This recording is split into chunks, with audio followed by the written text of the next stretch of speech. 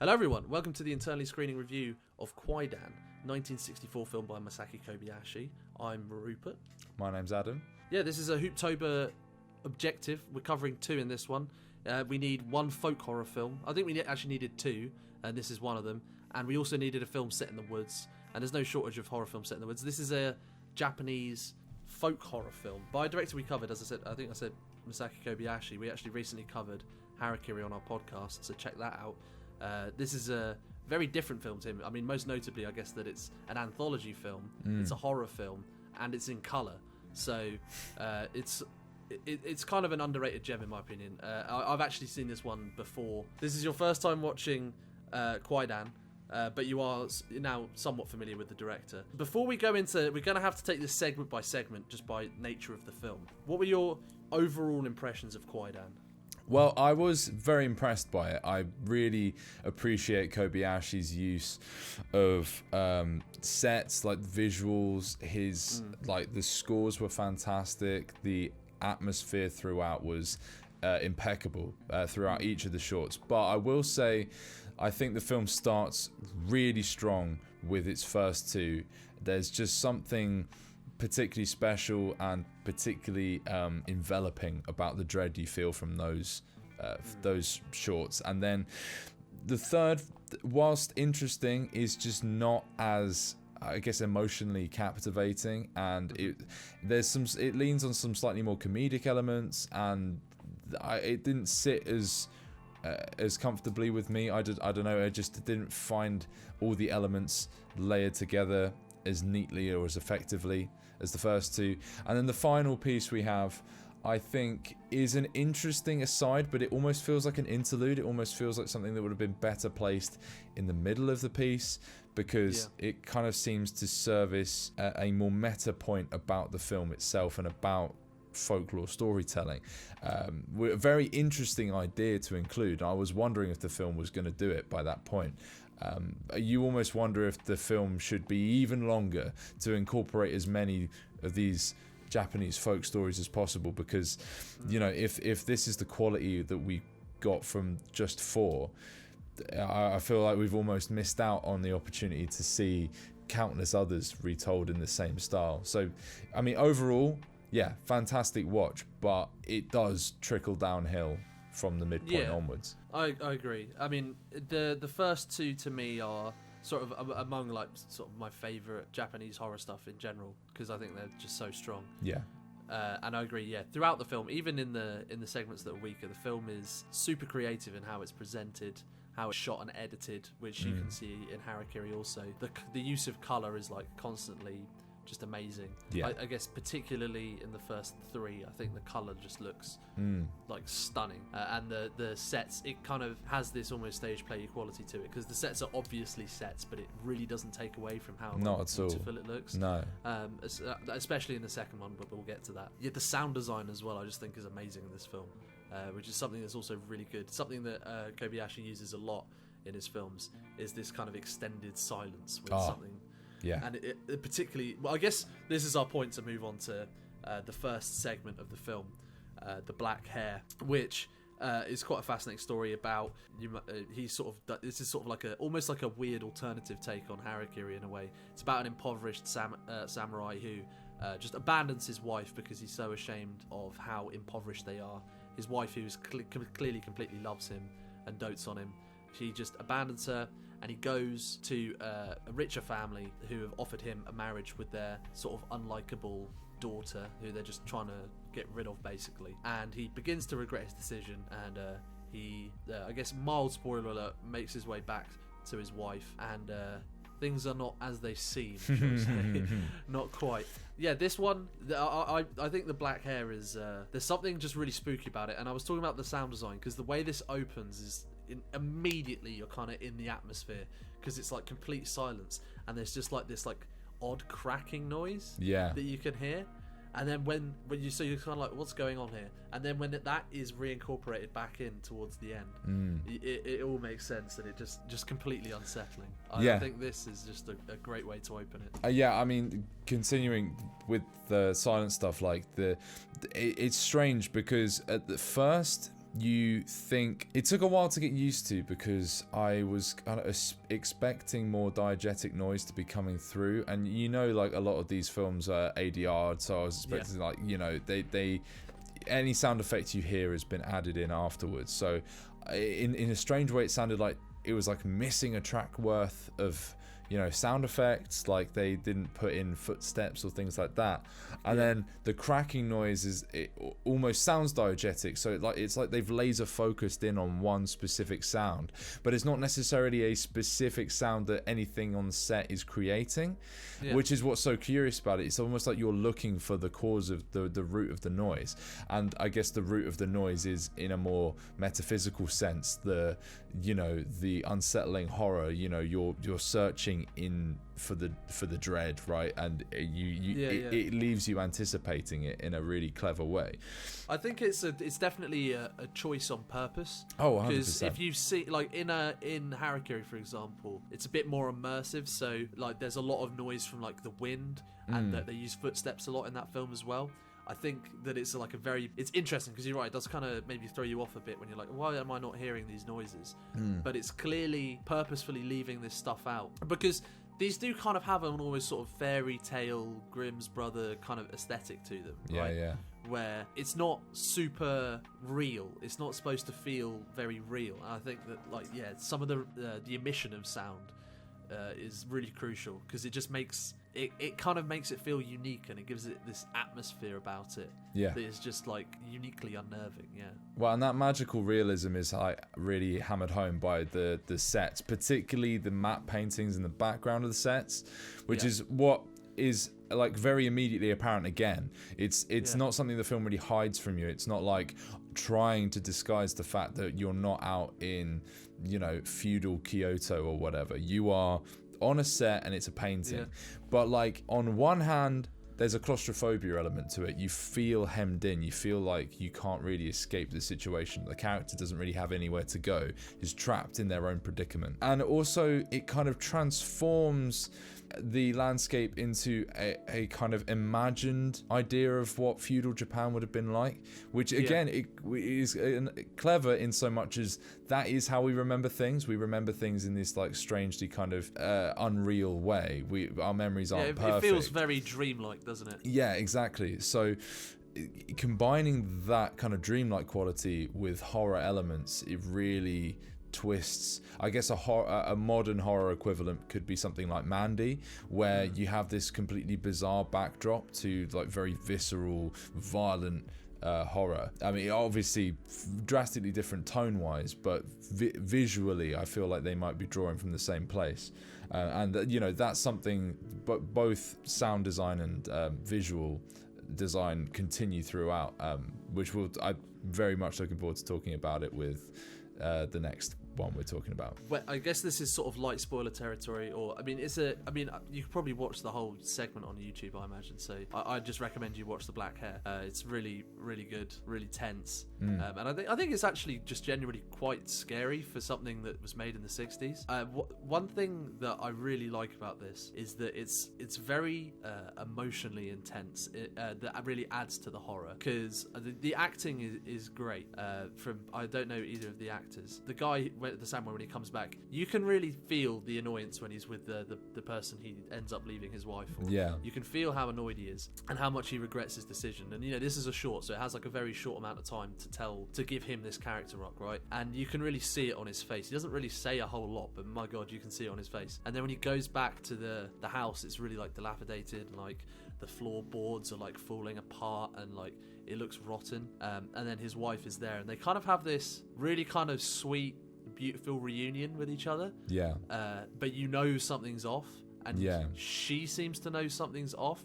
And I like that the film doesn't really explain like what's gone on here. You could either sort of think of it as like some kind of sort of grand karmic revenge by the universe on him, or you could go like more specific, like, oh, she made a deal with, it's left to your imagination what's happened. And then when he gets back, they have this kind of like really genuine, heartfelt reunion. And then I guess this is the real spoilery bit.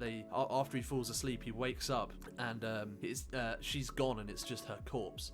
But then as he sort of recoils in horror, her body just disappears completely, and just her hair is left, and then he starts rapidly aging. Yes. He turns into like almost like a ghostly old man, and the hair sort of slithers around with this kind of amazing effect. I presume it was just string or something. Must have But when it first moves, it's almost kind of like a shiver down your spine moment. It's really quite unnerving. And he gets attacked by the hair and kind of just falls around and sort of desperately scrambles in this destroyed house. And I think it's just just a brutal way to end it. He just kind of scrambles around, and it's kind of sad. And it just kind of it has this like awkward freeze frame of him like mid struggle, which that was quite strange. Yeah. I'm not a huge fan of the freeze frame, but again, you can see there is some artistic merit to it in that perhaps it could imply he's trapped in this like torment for forever. You know, there's different angles. Like, or not so literally that he's trapped in that torment forever, but like the memory of it will haunt him forever, or you know, there's different ways of approaching it. But it is an interesting choice. I did think was a little clunky, but Christ, the hair is one thing, and it's really interesting to see such a I guess sort of iconic piece of imagery from Japanese horror cinema appear in such an early film. Yeah, I don't know. It creeps me out. There's nothing really else to it. Like the way she seems so like genuinely happy to see him, and like has this like really, there's like a real kind of like it has that emotional element to it. It's crushing. You know it's gonna get. You know something's up, like for sure. Because like, why is she? What's going on? She's just living in this like destroyed house. Yeah, exactly. That's the thing. He returns, the house is completely fucked, but then it's just the so one room unexplained. she's in, and again that really that magical realist element, and you almost start to believe. Like I guess the film leads you down the path of thinking that when he returns to the house, he's going to find her in the way that he then later does, but it rips the carpet from under your feet. And it is really genuinely gut-wrenching when the reveal happens, because he's like so desperate to redeem himself, but he's gone beyond a point where he can feasibly do so. But there's also a relatability in the sort of the stubbornness of his youth, and you know how everything is so clearer in retrospect. We can all envision ourselves making mistakes and then wanting to undo them. Yeah. And he attempts it, and he is dealt a cruel hand, but I guess no crueler than the one he dealt, because essentially, for all we know, he could have given his wife a death sentence by just abandoning her in that way, and and perhaps that's what that's supposed to represent, you know. But the greatest horror for me is the rapid aging. That is really grim, because you just don't. It's not explained. He just starts getting old, and it's like the camera will cut away from him to like the corpse, and then it will cut back to be like, oh, he's like older, his skin's yellower, and like gradually it's like more and more severe until his like hair's all fallen out and stuff. I mean that's always a scary element of it. It's almost like that bit in Indiana Jones, The Last Crusade, where that guy just starts aging. He ages like 100 years in like 10 seconds. It was always quite creepy. Like, it's a creepy concept. But I mean, so for me, the silent hair is definitely one of the highlights. The silent hair, the black hair is a great way to open the film. It kind of sets the tone quite perfectly, especially leading into the next one. I'm getting the sense that we probably both agree that the next one is our favourite. Yeah. So The Woman in the Snow is the next section, and this is another. You can really tell that this is a classic sort of folk tale. Just the way that it goes. It's about this actually stars Tatsuya Nakadai from Harakiri. Looks very youthful in this compared to Harakiri 2 years previous, and he's great in this. But so it's kind of about these two guys who they're timbermen, and they're stuck in a snowstorm, and they sort of take refuge in a hut one night. And as they take refuge, a woman appears. One of them wakes up and sees this sort of angelic-looking woman freezing his friend to death and sort of consuming his life force, I guess.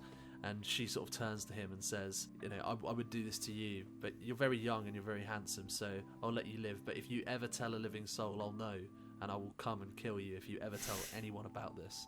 And just sort of vanishes off into the night. And it's this...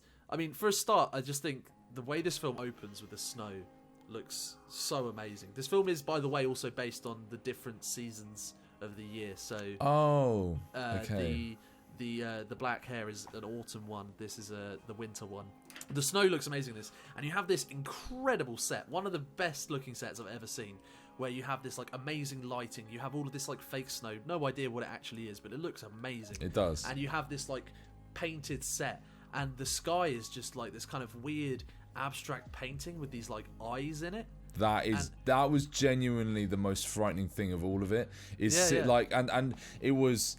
There is like different matte paintings each time. Like, I think they had a few that they were switching in and out, or maybe different walls of the set had different paintings on it. But the sky would change from shot to shot, and it was so unnerving because it was so silent. It was just wind noise and occasional sort of like ambient disturbing noises, or like a sting. Like the first time you see an eye, there's like a slight sting, and it is a bit like, oh my god, yeah. Is this? But once you see it, you can never not see it, and like sometimes like there's like tens of them in the sky, like oh my god, yeah, genuinely powerful. Very creepy. Yeah, but yeah, I guess the film then sort of follows. He wakes up and he's obviously quite disturbed from his experience, but he eventually settles down, and he marries this woman, has kids with her, and sort of lives his life. And then one last thing happens. So I guess this is a major spoiler. So if you want to watch this, again, I think you probably just watch this on YouTube, so go and watch it. It's iconic, amazing, definitely the highlight of the film for me. Yeah. In a final moment, he's sort of having a dinner with his wife, and he says, oh, I remember this one time. Yeah, really weird. I can't tell if it was a dream or not. I was out in the snow, and I saw this woman, she was almost as beautiful as you, and she froze my mate to death, and it was very strange. And then his wife sort of freezes on the spot, and she just goes, it was no dream. And it turns out she really did think he was handsome, because she came back and married him. It's the snow woman, and she says, if you didn't have, if it wasn't for the kids sleeping over there, I'd be true to my word. I would kill you right now, but I'm not going to do that. So if these children ever have any reason to complain about you, I will come back and kill you, and you're in deep trouble, mister. And then just kind of vanishes off into the weird creepy eye sky, which is returned in this, and it's snowing again outside at this point, because you sort of see the year go through. And once again, I think the beauty of this short is that not only is it just so gorgeous to look at, incredibly well acted, obviously, and just really kind of fascinating to watch, and just kind of sort of, I guess, almost historical.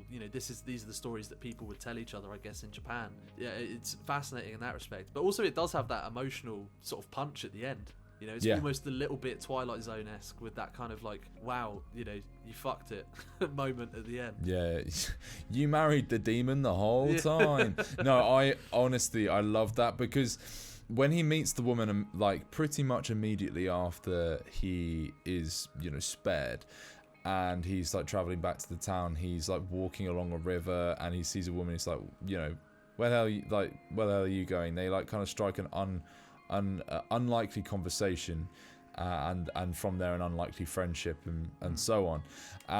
It's like this strange chance meeting, and from that moment I was like, she seems really familiar. Like, why have they cast this actress to be so similar to this other woman? Like, this seems unusual. But my fucking ape brain had not pieced the I can't remember if together. I guessed this when I first watched it. I honestly can't remember. It does seem really obvious in retrospect, doesn't it? I kind of I had a feeling, but I was like, I wasn't ready to like, place my bets yet. You know what I mean? Well, when you're just enjoying something anyways, you're not really thinking about like, but sometimes you're like, how is she going to come back into it? I don't know, like sometimes guessing twists in horror is like part of the fun in and of itself. But there's a great prelude to him revealing the secret to her that I loved, which was, he just sort of stops and looks at her, and suddenly she transforms into it like in front of his eyes, and turns to him, and like the whole room goes like blue and cold, and he's just sort of transfixed, and then everything returns to normal, and it's fine. Like that moment of like his mind playing tricks on him, or what he thinks is tricks on him, it's a great effect is as well. So like deeply unnerving, like genuinely like spine tingling. I guess I it's hard to describe what's so uncanny about it, but like being so frighteningly close to a completely abject otherworldly horror that is like in some way it's like it's being right next to I don't know, imagine like, you know, primal humans like going through like in the darkness, going through the woods and like stopping because you hear a noise, and then and then like in a tree next to you some like a bear or a wolf appears, and you catch a glimpse of it but you don't really see it, and you're like, I was this close to death. I was like, I am 2 feet from death, sort of thing. Living on and the edge, and I could have, you know, that wolf has been this close to me for how long? You know what I mean? Like, I think that's it. It's like being in danger and not being aware of your danger until it is revealed in like a moment of shock and surprise. It's like looking down and seeing a spider's been on your hand for like 5 minutes. Right? Yeah. The spider being on you isn't frightening. The knowledge of it is and understanding you going, how have I not? Yeah, exactly. That's what's freaky about it. Yeah, that was really powerful. And then the full reveal in that afterwards is just as fantastic. I love the last shot as well, of that like really simple effect where she like runs and it's that obvious overlay thing. Yeah, where she like phases through the door, yeah, but then he like follows her. It just looks great in my opinion. She has this kind of awkward kind of strange run. It kind of adds to it as well. I've noticed that in a lot of Japanese films, there's this kind of weird running where you don't move your like the upper half of your legs. You try and run with your shins. I don't really know how it works, but it happens multiple times in this, where they're kind of running through houses. It's like they like really quickly move their feet, but they're not striding. They like move their arms. And again, it kind of. And then she like goes up into the sky with the eyes, so they like bring the eyes back, which it's like such a simple thing. It's just this like, kind of odd piece of unexplained abstract imagery that just adds so much like intrigue. Do you know what I mean? Like it just. Like you can't stop thinking about it and like looking at it when it's there, and then when they bring it back and she just kind of flies up into the sky and it's just unexplained. You just don't know, you know, why is she doing this? Why does she have to even make this deal? Like, and why does she have to go back now? Yeah, and why does she like marry him? Like, why does she? It's I guess it's like a lot of this folklore it's kind of a strange mixture of natural phenomenon explained through. It's like cautionary tales, right? But it's like natural phenomena like explained through the lens of like cultural ideals. So in this regard, perhaps the idea is, you know, stay true to your word. Stay true to your word. Like look after your family. Like do things for the virtues of your children, and you know. Or, you know, if you're a bad father, you're going to get murdered by an evil ghost lady that turned out to be your wife. You know, that sort of thing. But then it's also like the, you know, that societal angle plus the danger of like the snow, like the treachery of working in these sorts of conditions and trying to explain like, oh, well, when people are frozen to death, it's not, you know, this scientific knowledge that we have now of why people die in the cold. It's because in the cold there lives an ancient spirit. You know, that these kinds of ideas all come together in these strange ways. It's fascinating. It does have that interesting sort of historical element to it, because when you know you're watching, and there is kind of a meta element to it because there is a narrator. So it does kind of, you are kind of observing it. It's not really supposed to be immersive, which is kind of interesting. Because, you know, I've seen the Human Trilogy by Masaki Kobayashi, which is fully supposed to be like completely immersive. It's like very gritty and very realistic. Whereas this is like a very different style. It's like, it is more of like someone almost reading you like a campfire story, you know. It has that kind of atmosphere to it, that kind of subtle, more sort of about the feeling of it. I don't know how to explain it. It's more of an atmosphere type of scare. Like the plot lines to each of these are like very simple, but it's just kind of, I don't know. It feels more like a bedtime story. It has that kind of folky element to it. This is a folk horror film in the very true sense of the word, right? Like these are campfire stories to like scare children, or you know just to entertain. if you're coming into this film expecting visceral, grab you by the throat horror, this is by far, far, far away from that. This is pure atmosphere, like gorgeous, like visual and auditory storytelling. It's not you if you want fucking it, then go somewhere. Go somewhere for it. Yeah. But yeah, just a curious note before we move on.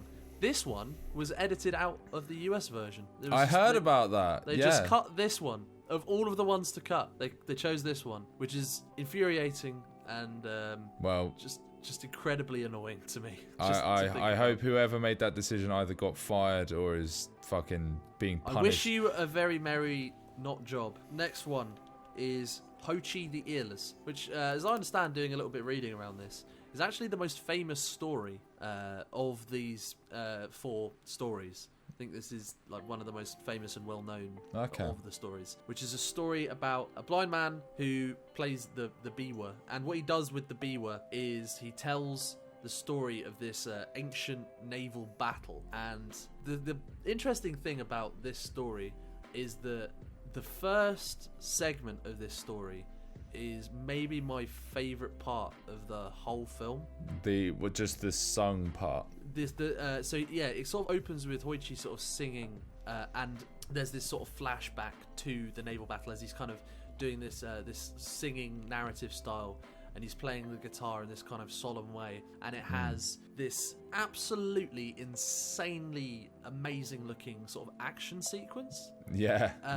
Which would feel out of place in a horror film, but it just really doesn't for whatever reason. It has this real sense of like tragedy and I think grim. It's the sound design again. Yeah, the sound design is great. The song fits it perfectly, and it looks so striking. It's like this sort of orange and all these kind of bright, each army is like, I think they're like red and something else. It's like, red and white. The other ones. Yeah, and they're like, they have these like really amazing costume design. It looks so stunning. It has all this like fog, some of the most like brutal samurai violence. Like if you thought the sort of ending to Harakiri was maybe like a little bit tame, in the last action set piece, this looks this is in color, so harder to do, and it looks amazing. It looks so good. Like people just getting shot down with arrows. There's like this one dude who he's singing about just going absolutely beast mode, like running from boat to boat, just like chopping people up. Oh my god, it's so fucking cool. And it has this like tragic ending where one army realizes that they've lost, and instead of being defeated and captured, the guy who's lost, his entire family just jump off the boat and kill themselves, which is like a really brutal ending to it.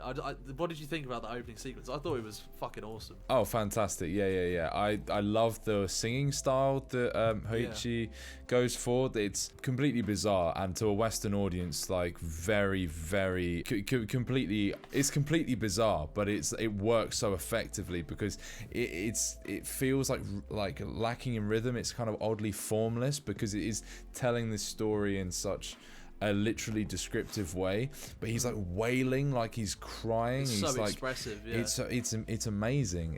The voice is also the way, like the tone of it. It's kind of strangely androgynous as well, which adds to this kind of like weird alien aspect to it, I guess, where it almost doesn't sound human. It's just so completely different to what we're not used to hearing. That as the backdrop to largely sort of silent action, I think that's what really what intensifies it. It stops it from being goofy and out of place, and instead instills this feeling of solemnity and severity and impending doom and gloom to it. This shit ain't going well. That this isn't hurrah lads, let's go into battle. Yes. It's not that. It's like this is the story of how one family dies a horrible death. I do have a bit of a soft spot for like any kind of medieval violence that isn't sort of glammed up. This is like really brutal because like by the end of it, like all the ships are like tattered. There's people just like hacking each other with swords. There's like one guy on this sort of desperate bid just like running between ships. It's just like quite just in terms of like the visual spectacle of it, and like you said, Hoichi's singing and the guitar playing. It's just like, it's not really like anything else I've ever seen. It's just a really unique, amazing sequence in the film. That could probably just be appreciated outside of the film entirely, because it could just stand alone. But there is also like the story around it, where Hoichi, is sort of quite well known in his town for being good at this, playing his instrument and singing. He sort of knows this. He has this amazing knowledge of this epic song that goes on for hours, basically. And he talks about how he knows like all hundreds of the sections, and he's like, I know the 200 narrative sections and the 20 esoteric sections. So I guess it's like a poetry section or something, which is kind of interesting. Bonus cuts, DLC edition, the deleted scenes. He knows all of those too. Yeah, and he seems kind of like quite a simple guy. He doesn't seem like very intelligent or too interested in frivolous things. He seems like quite a simple guy who's just kind of going about his day. And then he gets visited by a ghost of the family that he's singing about, the family that lost, who says, I'm going to take you to my family, my lord and master. You're coming with me because they want to hear you sing. And he just kind of goes along with it because he's like, oh, I guess I have to, right? And he's also blind, so I guess that sort of plays an element into sort of how naive he is. And they take him, and again he sings again in front of all of them, and that's also a great scene where he goes and he just kind of sits, and it looks amazing. They have this like great set where he's like sat in the middle, and he kind of goes to this like sort of empty sort of stone circle, and then the set kind of fades in around him. It looks super cool. And I really like in the middle of that, as he's going on with the song, the people around him sort of, their costumes change, new people appear. Like it's like the more and more into the song he gets, the more important family members appear, until you have the mother holding the baby, and then they're all like, at the end they all sort of pop back in, and they're war wounded. They've got all the arrows and tears in their clothing that they had when they were dead, like as they died. I thought that was a really lovely touch. That added a real weight to the atmosphere. It's just a really interesting concept, because it's kind of like, it's just a kind of cool, neat idea of like the past comes back because it's nostalgic for the past. Nostalgic for your own death. Strange one. Kind of amazing. I just thought that was a really neat idea. And also, like, this is already set in the past, so it's like someone who, from what we would basically consider to be like, medieval times. I'm not sure when it was actually set. It might have been like the 1700s or 1600s, but basically the medieval times to us, right? And they're talking about even more back, further back, this kind of mythic, kind of legendary folktale. And the folktale comes back and wants to hear you recite it. It's just kind of a strange subject. It's just a very sort of odd and unique thing to make a film about. So then he sort of gets these regular visitations by this ghost, and his body is sort of worn out by it, because I guess he's sort of getting teleported to the ghost realm. And he's getting unwell, and he's walking around at the night in the rain, and it's not affecting him well. And his friends and his lord sort of take notice of this, and they're sort of trying to look after him. So they come up with this plan to ward off a ghost. You have to I don't know what exactly it is that they write. Do you remember? It's basically some kind of like warding spell where they write some like sacred characters all over his body, like from head to toe. And it makes him essentially invisible to the ghost, which we see in the scene afterwards, which is a really nice effect for the time. It's really nice. Yeah, because it could look so silly, I remember when I first watched this, I was like, oh god, is this going to look really shit when they're sort of explaining what's going to happen? And the way they do it, it's surprisingly pretty good. And that imagery of him covered in like all the characters is so iconic, distinctive. I mean, that is probably like in an image what this film is most remembered for. And to us who, British boys that grew up in the late 90s and early 2000s, will remember one lasting influence this had was 23 or whatever. But I was more thinking of an episode of Doctor Who. Oh, of course, yeah. And the Impossible Planet, where a man is possessed by the devil himself. And when he is in possession mode, he is covered in like an ancient script, very reminiscent of this, which is, I just thought that was really cool. No, true. And but the crucial thing here is that they forget to draw it on his ears. So when the ghost shows up and can't see him and only sees his ears, the ghost kind of has this kind of socially awkward moment where he's like, well, clearly Hoichi's not here. Like, unironically, he's not even like playing with him. He's like, but his ears are here. So I better take these back to my lord to prove that I at least tried to get Hoichi to come and finish the song. And cuts his ears off, which is pretty brutal. Because the poor Hoichi's like rolling around on the floor and he's like bleeding. And he's he already has blind. to be silent. He has to be silent the whole time as well. Otherwise, the ghost will see him. So yeah, and I guess that's the tragic element of this story. It's a bit of a different kind of sadness to the first two, and I guess this is sort of where we can sort of come to criticize it, because the story basically kind of it goes on and basically talks about how, you know, the ghosts left him alone and Hoichi became sort of quite successful and he became, you know, incredibly renowned for knowing this song, and it basically has a happy ending in a way, even though the dude is blind and had his ears cut off. And he goes on to, you know, sort of live and be very famous for knowing this song incredibly well and playing the instrument very well. But I guess, my main complaint with this is that it starts so strong and then the tension seems to wind down as it goes through, which I don't think there's inherently a problem with that, but it's very strange to have that as the middle section of your film. And also, I guess, some of it just doesn't have the same horror to it. There's only like really one, obviously the opening scene has like a sort of vaguely horrific atmosphere to it, but it's more sort of tragic, and then the real horror element of it is him getting his ears cut off, which is horrific, but it doesn't hit in the same way as the first two, I don't think. There's also a certain goofiness to the way it's written, and, you know, for all I know, this could be it being as close to the original as it can be. I'm very unfamiliar with the source material, as I'm sure many Westerners are. In fact, I saw a few reviews saying, on various sites, being like, oh, well, this really wasn't made for a Western audience, so if you have anything negative to say about it, you're kind of it's not surprising, because this is harkening back to so much Japanese history that most Japanese people would have a great ingrained knowledge of. We're watching this from like outside the window going, what the fuck is going on? But I'm intrigued. But that's how I feel when I watch anime, to be fair, so I enjoy this much more. We have no cultural context for any of it, but it is still like deeply enjoyable and, you know, gratifying as a film experience. But I think coming back to that scene being a bit goofy, there's I guess kind of a slapsticky element to it, that even though his pain feels real, like awkwardness of like, oh, I need to bring back his ears, you know, that just seems really silly and contrived if it wasn't actually part of the original story, to be honest. But then there's also other kind of strange comedic elements throughout this specific short story. The side characters who are like constantly like bumping into each other and scaring each other and saying silly offhanded quips to one another. It seems weirdly shoehorned in. I don't really understand it, because it doesn't fit with much of the rest of the film at all. Certainly not the first two parts, and the final part, is kind of neutral in that regard as well. I still like this overall, though, to be honest. I think that visually it's still really, really beautiful, and I mean, the opening set piece is just so good.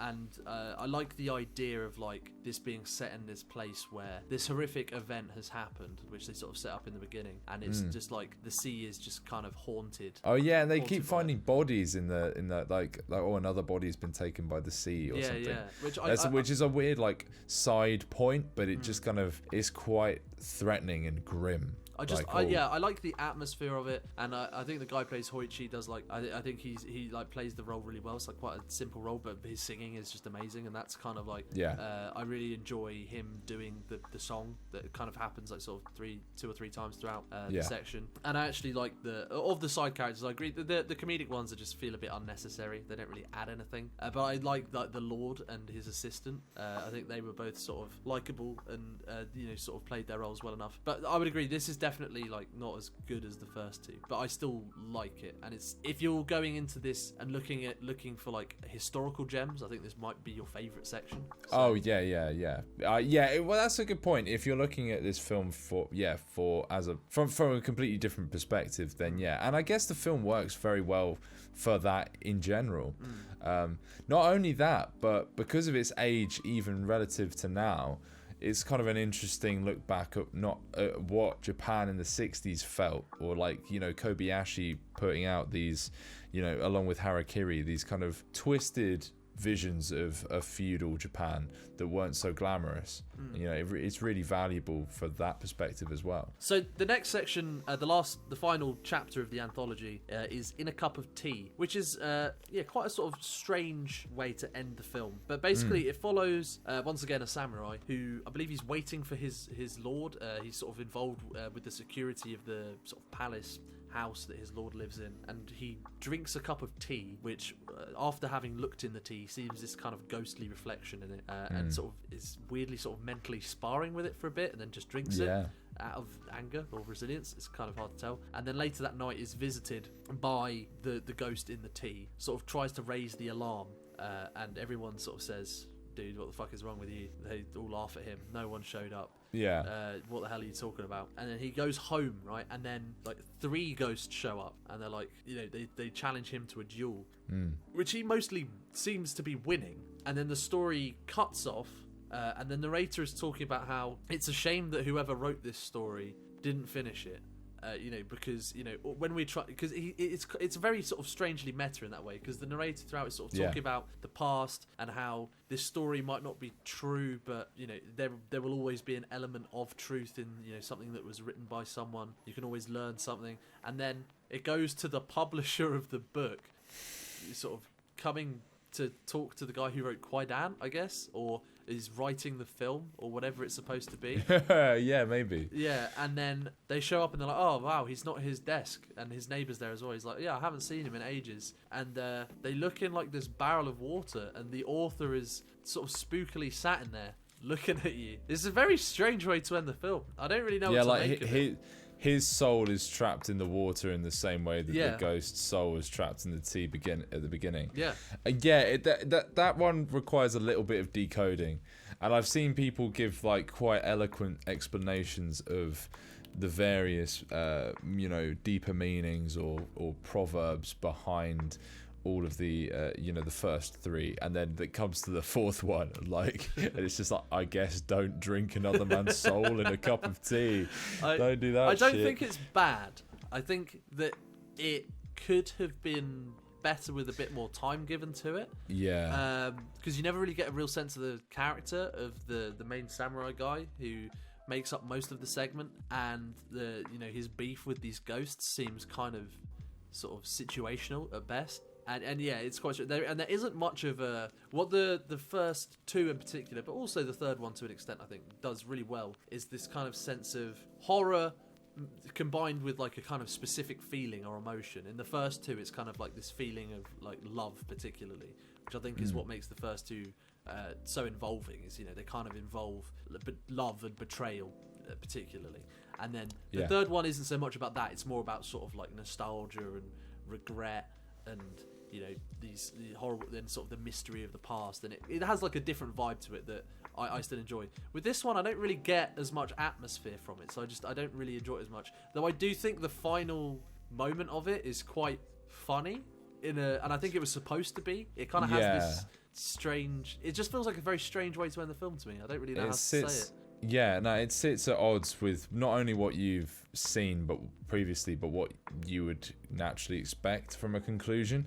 But I completely agree. It feels weirdly underdeveloped in so much as the whole meta aspect of it. I appreciated when it kind of begins in that way as well. Like the story introduces itself in that caveat of like, you know, we have all these lavish old stories, but some of these stories, you know, they're always unfinished, and you're sort of hypothesizing as to why those stories might be unfinished. And it just strikes me that would be a really great idea to include either earlier on, maybe midway through the film, like if you had this and then Hoichi the earless, or and then maybe come back to the story idea, because it feels like I think Hoichi should be last. I think that makes sense to me as like almost like an epilogue, because to me a storyline around the narrator and his kind of commenting on the stories that he's telling should have been introduced earlier, you know, rather than him simply recounting tales as he seems to be doing the first three. The fourth, he's like, you know what, I'm bored talking about stories, I'm going to talk about why I talk about stories.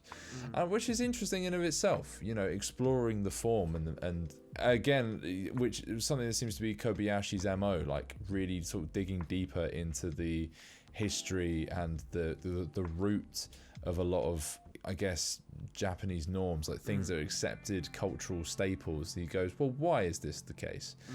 But it's just not given the time it needs. It's like kind of clumsily put together, and the ending is intriguing. It's definitely kind of slightly unsettling, but far beyond, like far away from what the first few managed. Like, I think if this was given a bit more space to breathe and build on, and then it was the first story in the anthology, I think I would be like completely fine with it. And I do kind of like the ghost duel. It's kind of goofy, but it's fun. There's nothing inherently wrong about any particular element. And like the in way my it's mind. shot is quite interesting because he's dueling with like ghosts and he's like struggling to kill them, but then he like, I can't remember what he does, but he like figures out a way to like kill them and they kind of die in a freeze frame, which I just thought was kind of funny and cool. Yeah, but no, he kills them in the freeze frame, but then he like turns around and they're like gone. They reappear. They're like, and there's cool bit where he's like fighting them and you can only see the shadows of them, like they're there but only he can see them, and for a brief moment the camera shows us what other people might see, which I really like that. It almost feels like maybe Kobayashi gets bored, so he's just trying to like flex his skills in terms of like, wow, look at this random shit that I can direct. Isn't this maybe neat? I mean, and I do like the final note that it ends on. I think it is kind of just funny because I think it's trying to be a little bit more tongue in cheek and sort of like meta. Don't take these ghost stories too seriously. Otherwise, you might have your soul trapped in a cup of tea as well. Yeah. But it is somewhat underwhelming. I think that's kind of the final thing. It feels like, you know, especially the first two end on such a sort of high of like, you know, dread and fear or like and sadness at the same time. And even the Hoichi one, as it winds down, it still feels like you kind of to me like the Hoichi one. I enjoy it. It feels longer, but you do actually get a sense of the characters much better, and there's like a real sense of like scale to it, which to be fair the first two don't have, so it is like offering something different, whereas this just kind of feels sort of a bit of a throwaway. It does, it does.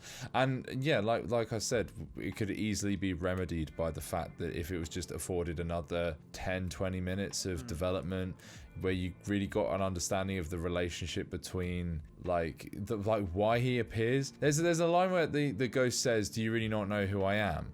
And I think all he's really referencing is the fact that, you know, I saw you in the cup of tea. But why is he in the cup of tea in the fucking first place? Like, there's no real explanation for his presence, and that, like you say, it's very situational. It's just it almost seems like a complete coincidence, which lacks that depth.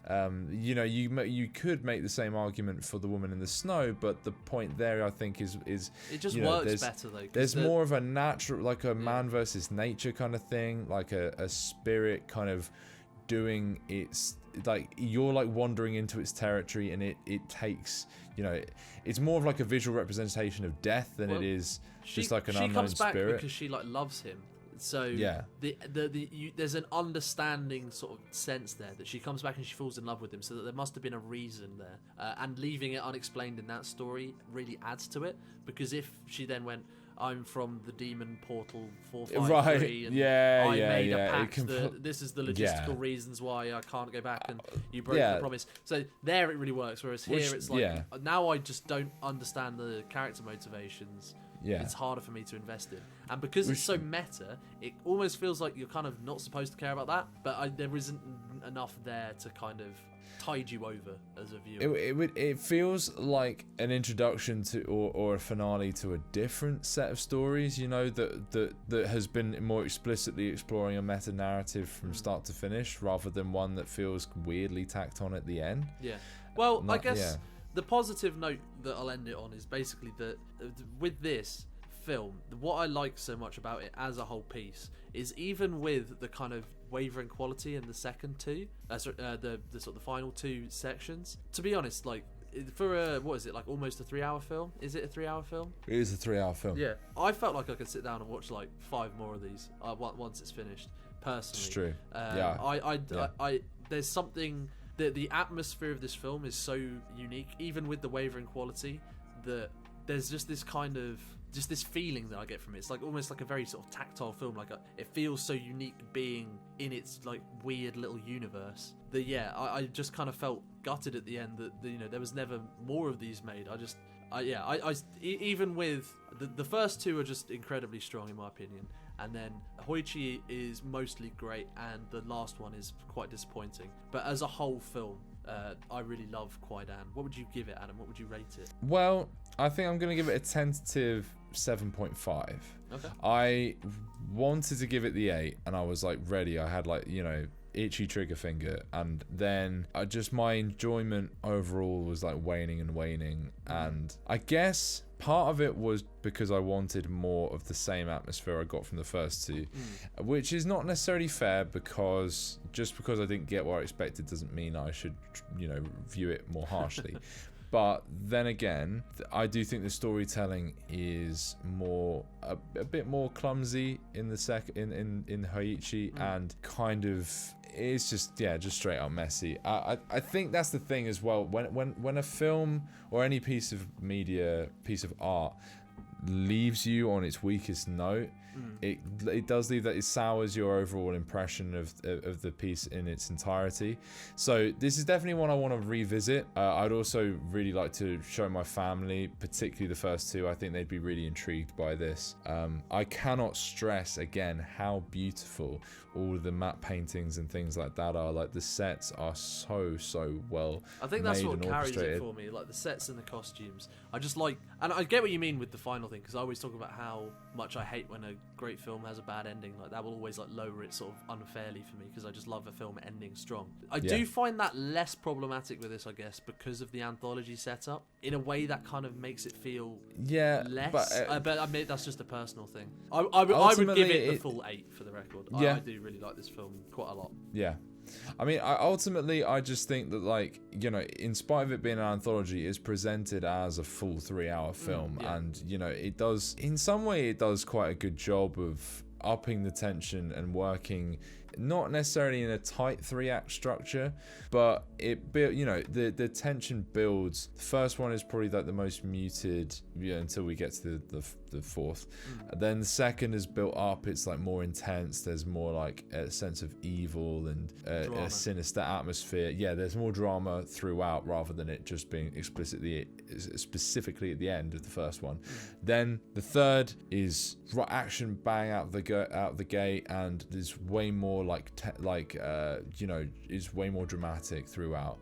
And then you kind of you wind down for your closer. So it does feel like a full piece of art, as much as it is a collection of 4 separate pieces. I completely agree. So I guess recommend from both of us. But to be fair, it is an anthology film. So if you've made it this far and you're interested, you say that one sort of tickles my fancy more than the other. I don't think I mean, I'd recommend watching the whole thing. But to be fair, if you can't be bothered, just if one tickles your fancy, give it a watch, and maybe you'll be tempted to try the whole thing. And each section by itself, isn't too long. So I guess like a recommend from both of us. If a slightly stronger one from me. But that has been our review of Kwaidan. Thank you very much for watching. We've got more Hooptober reviews coming soon. We've got podcasts. We've got sloppy sequels coming. We've got all kinds of things cooking. So if you enjoyed this review, hit the like button. If you dislike the review, hit the dislike button. Although, unfortunately, we won't be able to see it because YouTube are bastards. So, dislike out of solidarity for our YouTube masters. Sad times. But in any case, I've been Rupert. I've been Adam. And we will catch you next time for the next Hooptober review. Peace.